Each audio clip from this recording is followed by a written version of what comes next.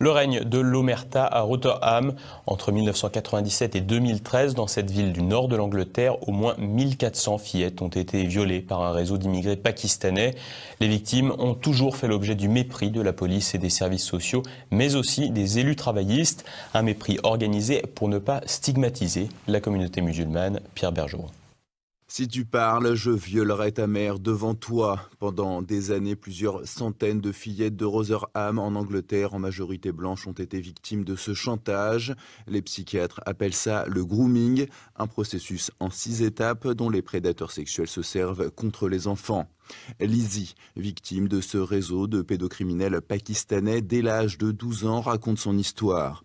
Le garçon qu'elle fréquentait à l'époque avait 10 ans de plus qu'elle. Il l'avait séduite en l'appelant ma princesse, en lui offrant des cigarettes, de l'alcool et de la drogue. Une autre, Jessica, se souvient « J'avais 14 ans, c'est comme s'il m'avait jeté un sort, il me faisait me sentir bien ». Le schéma est toujours le même. Au début, le prédateur cible sa proie, l'isole de sa structure sociale et gagne sa confiance.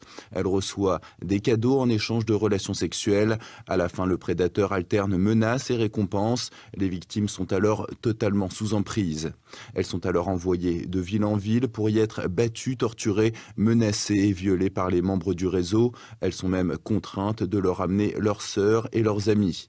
En 2014, le professeur Alexis Jay publie un rapport accablant.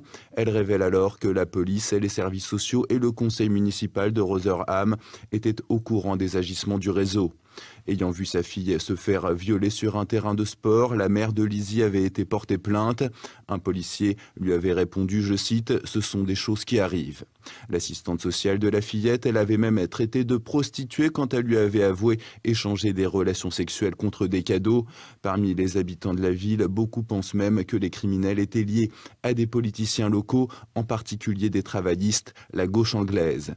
Quelques années auparavant, en 2002, une chercheuse avait réuni les noms des agresseurs, leurs méthodes, les lieux et les descriptions des délits.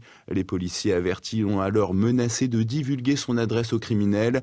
Elle avait mené son travail en collaboration avec Risky Business, un projet social de conseil aux victimes d'exploitation sexuelle, dont les bureaux avaient d'ailleurs été cambriolés.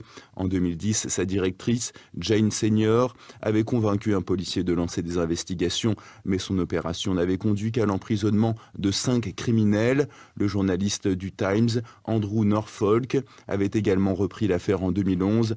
Il avait alors été accusé de cibler injustement la communauté pakistanaise. Quoi qu'il en soit, la plupart des criminels de cette communauté ont vu leur peine d'emprisonnement réduite et circulent de nouveau libres dans les rues de Rotherham. De leur côté, leurs victimes souffrent du syndrome de stress post-traumatique et vivent sous antidépresseurs.